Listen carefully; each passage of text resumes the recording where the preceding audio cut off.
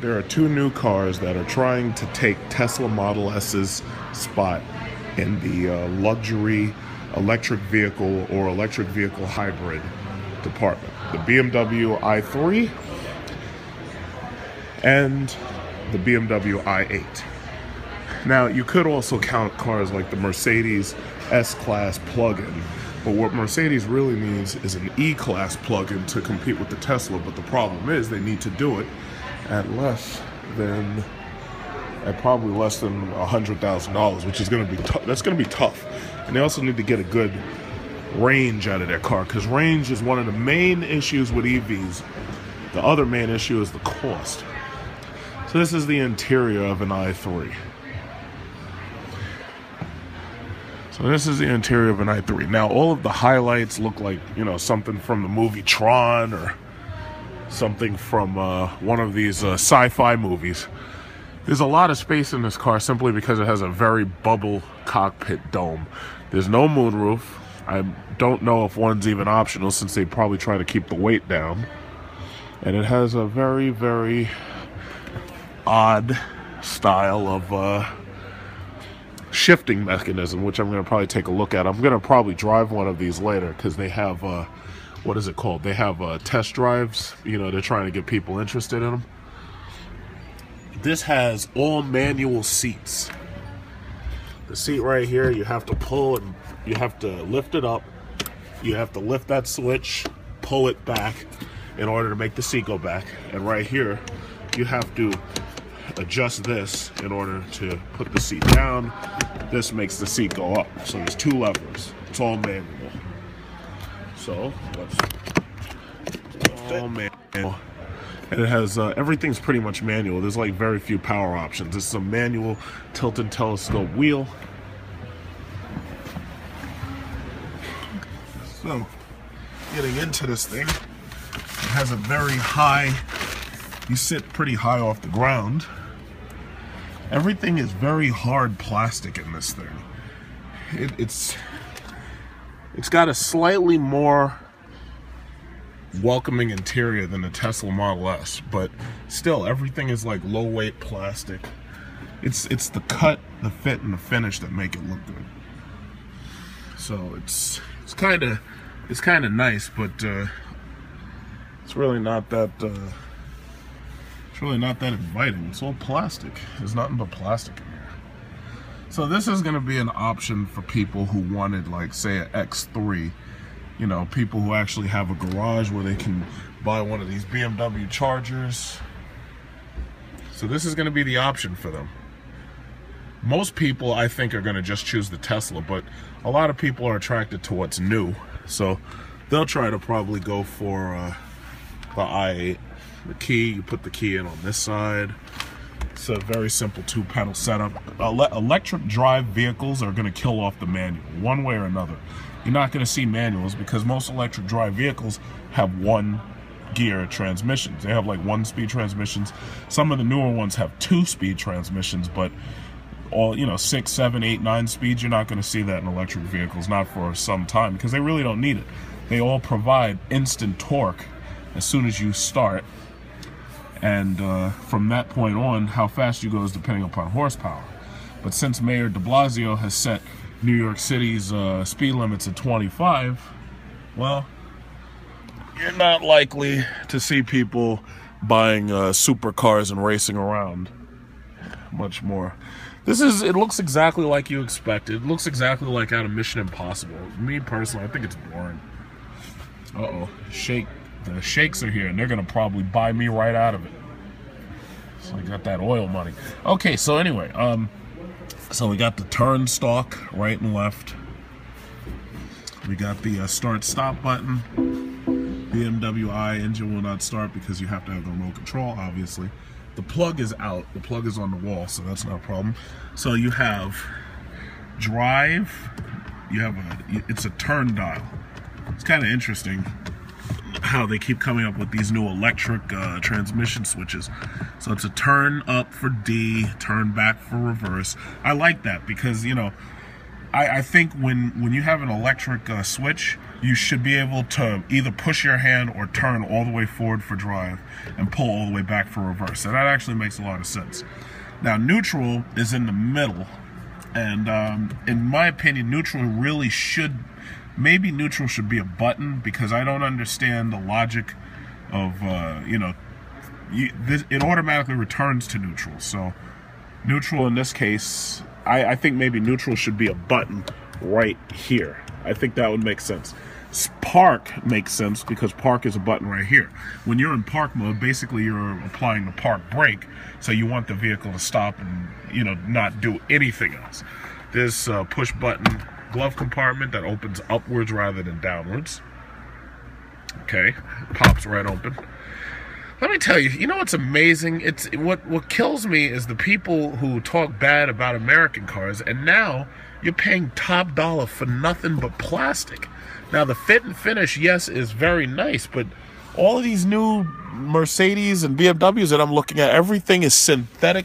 It's like all synthetic, either Mercedes-Benz textile, or you got these synthetic BMW leathers. And they trick you by saying, oh yeah, well, it's eco-friendly, but you're paying a lot of money for less material. You're not getting leather anymore. I just find that incredible. And that's a nice steering wheel, but it's this blue line around it is a little cheesy. It looks like some shit out of the movie Tron, but it kind of looks like something you'd expect to see in a Kia Soul, which is also, the Kia Soul EV is also going to be competition for the BMW i3, the BMW i8, and the Tesla. Which you'd think, how the hell did Kia and Hyundai get to the point where they're competing with BMW and it's amazing. It's amazing how far they've come. Everything else came right out of BMW parts bin. So you got the typical BMW switches. As I said in my X3 review, there's no lights on these switches, so if you're in the dark, it's very difficult to tell exactly which mirror you're controlling and which direction you're controlling it in. I think that kind of doesn't make sense. I don't know why there's not lights on these switches. There should be. In my X3 review, if you look, you'll see the same complaint. So yeah, this is the perfect car for the greener, liberal hippie in California who actually believes that mankind puts out more carbon dioxide than the volcanoes and the undersea floor volcanoes in the world. Any liberal hippie that hasn't passed geology or earth science 101 will definitely believe it. And this is what you get. So you guys, I tell you what, all of you, I want you to go out and spend $40,000, $50,000 on one of these, and you can ride around and save all the fuel you want, because after all, the volcanoes don't contribute to carbon dioxide and sulfur dioxide and everything, since you guys know so fucking much based on what you saw on television. The car has suicide doors that only enter from the outside. So you have to open the door first, then on the inside, you have to pull it like that. So basically, your kids could possibly get out with no assistance. Sitting the way I'm sitting, you get no leg space right there. And even then, I wasn't very comfortable because this roof line is quite low. These are the restraints for the doors. All of it looks very well crafted and everything. Yeah, it's typical BMW. I kind of like this interior. I like the materials. But the rest of this car is just so ho-hum. This is something that a Prius driver would be proud of. A Prius driver with this, he would probably think that he's got the biggest cock in the entire world. The thing about it is, I'm not a Prius driver. So when I look at this, I'm like, you know what? The paint job's nice. But other than that, it's like you can keep it. Interior is relatively small, so you're getting the kind of space that you get out of the smallest BMW X all-wheel drive model.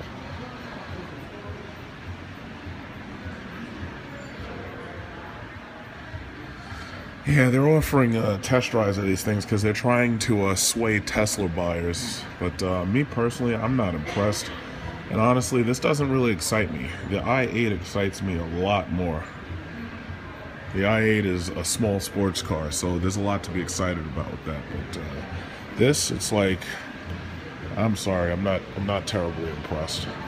Honestly, I'd rather have a Tesla Model S. If I was really a liberal greener living in California, voting Democrat, trying to put climate change agenda forward, Or if I was an Uber taxi driver who wanted to be seen, yeah, this is probably what I'd buy. But I'm neither of those things. I drive 6.4 liter Hemi Jeeps and cars. It's like, not exactly for me. So let's look at the pricing on this son of a bitch. I have to say though, the color schemes are really nice. I mean, all black pearlized paint with blue inlays. That really does look cool. It really does look cool. I have to say that. You gotta give them that. So an i3 is gonna cost you $47,200. Now that includes, what does that come with?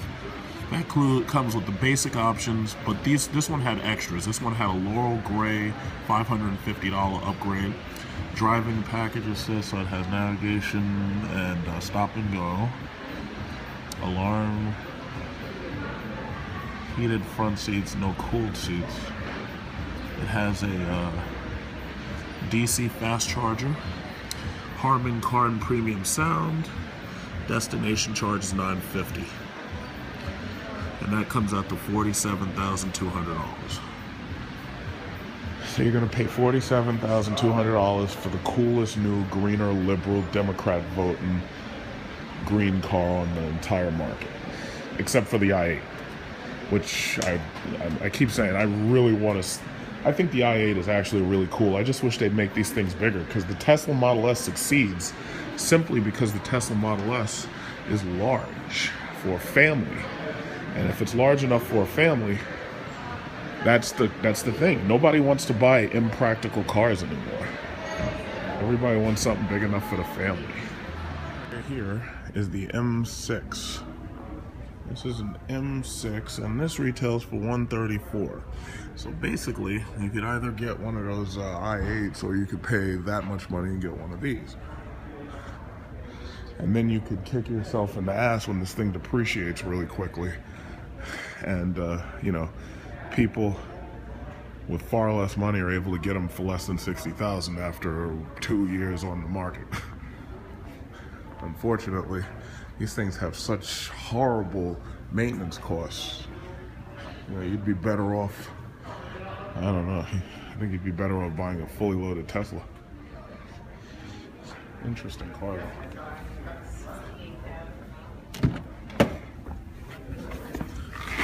Interior looks great, but it's all this hard ass fucking plastic. It's nothing but plastic in these things.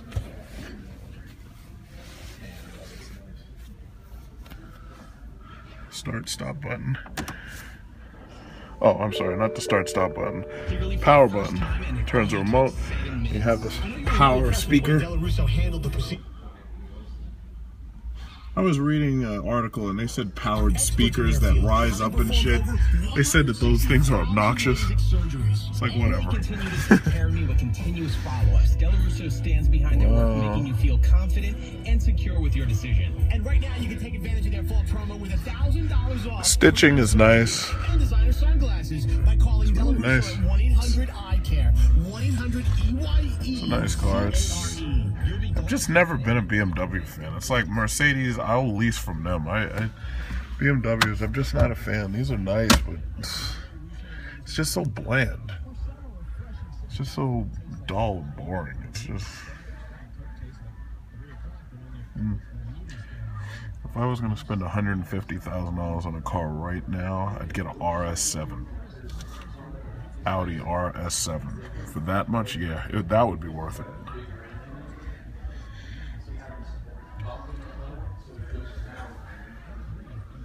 This is a BMW 750. I drove these cars when they first came out, and I was absolutely not impressed with them. So I definitely didn't even consider leasing one of these things, and I still wouldn't. The BMW dealership near me offered me one at $799 a month on lease, and it was decently equipped. It was like a dealer floor model. Now, if you look at this interior and you compare this interior to what Mercedes is putting out in that S-Class, and mind you, the price is about the same at $100,000. This is an older model, but they really, I don't know what they're going to come up with to defeat the Mercedes S-Class. I don't think they can defeat the Mercedes S-Class. Our Mercedes S-Class, with the interior that it's got, is incredible. I mean, this is cute and all, but it's just not enough. It's just not enough. And all these damn interiors look the same. And this transmission tunnel, you know, they try to make the seats feel bunkerized like you're a pilot or whatever, but the effect just isn't as good as what Mercedes is doing. So BMW fanboys, you can hate on what I'm saying all you want, but I'm sorry. The only thing that matters at the end of the day is where I write the check. That's all that matters.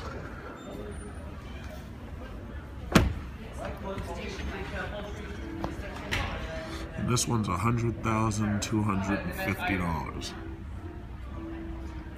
Most of the features included. I'm sure they did. When you really put options on these things, it goes up to like 130 or something. Me personally, I don't think it's worth it.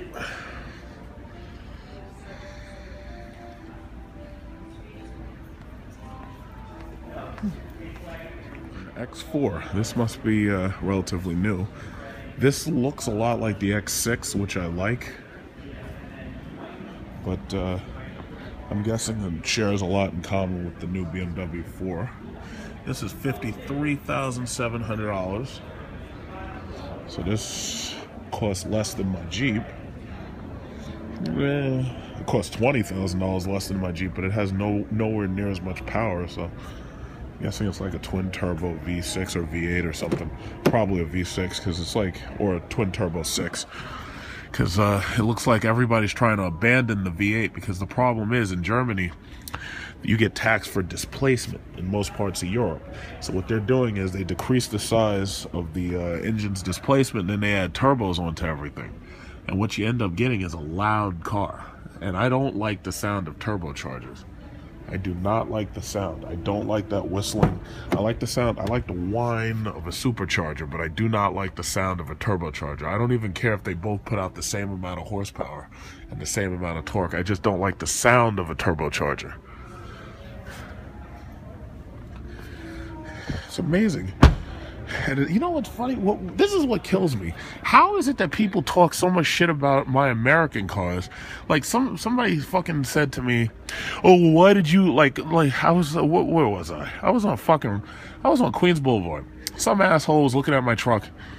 They're like, "Oh, well, why did you buy a Jeep? Why didn't you buy something better?" And I was like, "Something better like what? Something better like a BMW." And I'm like, dude, most BMWs cost less than this fucking Jeep does. So why the fuck would I don't know. There's no point arguing with stupid people. There's just no point. I'll buy what I buy. And while you're waiting for the bus, you can dream about your BMW. But this is just not that interesting.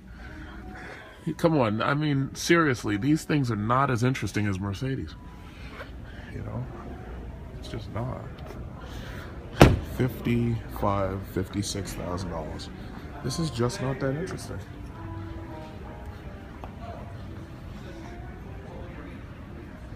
I'm sorry, it's just not. I mean, I like the shape. I like the shape a lot. The shape, I dig the shape. But the interior, the engine power, no. I'll go back to Chrysler. I get another Jeep before I ever consider a BMW. I don't care how much it costs. Just not that interested. And then there's the 535 with the Sportback. And some people didn't like this. I like the shape of BMW's cars. I'm one of those people who actually likes the bangle butt designs. A lot of people hate the bangle butts. I like the bangle butts. So, you know, I do like some of these cars that they have. This one is $69,500, mostly equipment. A 535X Gran Turismo. And it's got one thing I do like about the 5. This has a very spacious. There's a very spacious interior. Of course, if I bought one of these Germans like this, BMWs, I'd probably get a lighter interior. This costs roughly what I paid for my Jeep. But the thing about it is, a Jeep SRT is in a whole nother class than one of these cars. This is just a BMW. That's all it is. But I tell you, a lot of people leaving negative comments on some of my videos who say, "Oh yeah, you drive Chryslers and Jeeps."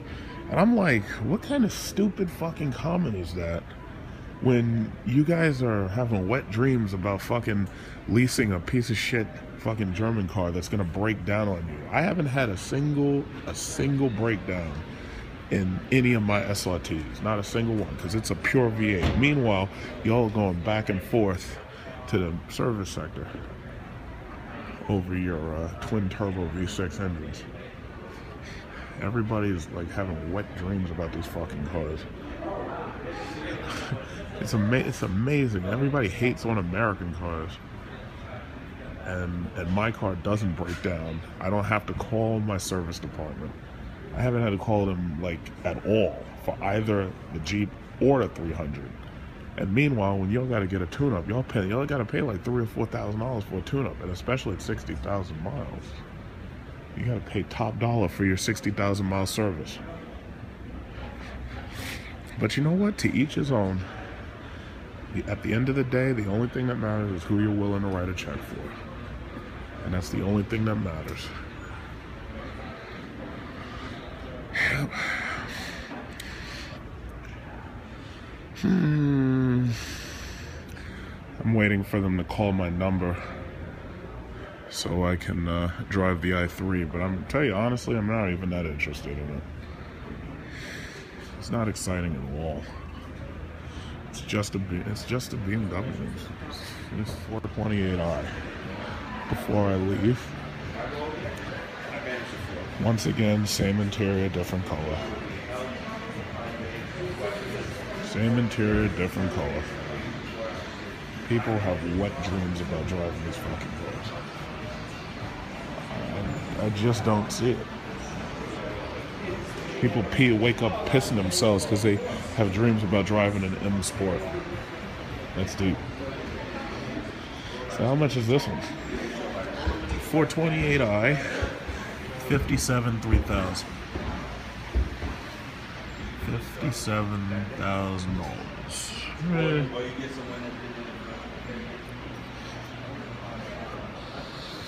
If you want it, go buy it.